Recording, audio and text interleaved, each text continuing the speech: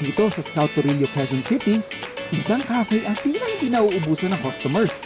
Anong oras mo man sila bisitahin? Dinadayo kasi ang masarap nilang kape at mga pagkaing kikiliti sa ating panlasa. Yung Caerus po napili po ng owner kasi Greek god po siya, god of prosperity and luck. Tapos dinugtungan na lang po ng Caerus Specialty Coffee. Kasi po before kasi more on coffee lang talaga kami. Meron po kaming mga flavored coffee, mocha, especially our bestseller po. Then we also have single origin brewed coffee with different kinds of apparatus. Ang Caerus ay kilala bilang third wave coffee specialty shop. Ang third wave ay tumutukoy sa isang movement in coffee marketing na nagbibigay importansya sa mataas na kalidad ng kape. Establishments that advocate this movement source their coffee beans from individual farms. Mas prefer din nila ang light roasting para mas mapalabas ang distinct flavor ng beans.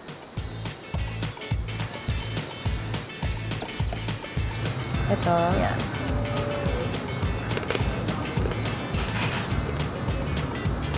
Hindi siya masyadong mapait, pero weird. Pagkatapos nating medium roast itong mga beans, mga 3 to 5 days pa siya kailangan ipahinga kasi mag-oxidize pa siya para mas lumabas yung flavor niya. So, ganun pala siya.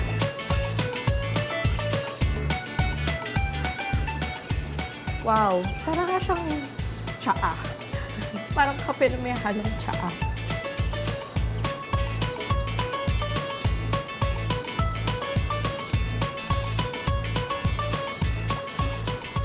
Interesting. To be honest pa, hindi ko alam kung ngayon lang ata ako nakatry ng pour-over na coffee. May tedious na proseso silang ginagawa. Ganon ka-exact yung temperature na ginagamit nila para mapalabas nila yung aroma, yung fruity and floral notes ng kape. Dahil meron silang kape, dapat may ka-partner na pastries. Avocado creme brulee and espresso creme brulee.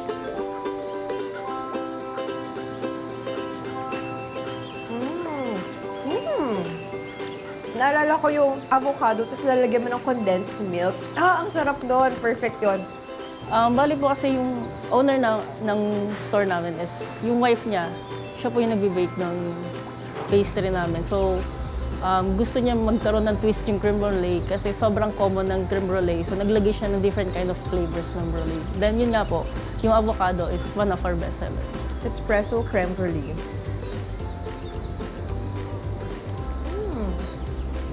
Ito, this reminds me of a birthday cake nung bata ako. Parang may mocha cream pa siya sa gitna. Tapos, iwa-wash natin yan with specialty coffee. Ang swabe niya talaga. Ube champurado with danggit. Tapos, syempre kailangan ng contrast na maalat. Overall, for me, magandang experience siya with your friends. Like, punta ka lang dito with your friends or your family and then share conversations over a cup of coffee. Alam mo yun, parang yung mga ganitong pagkain, masarap siya over nice conversations. Tapos, experience mo lang, i-enjoy mo lang, appreciate mo lang yung ambience, the company of your friends, and yun, more of moment to moment.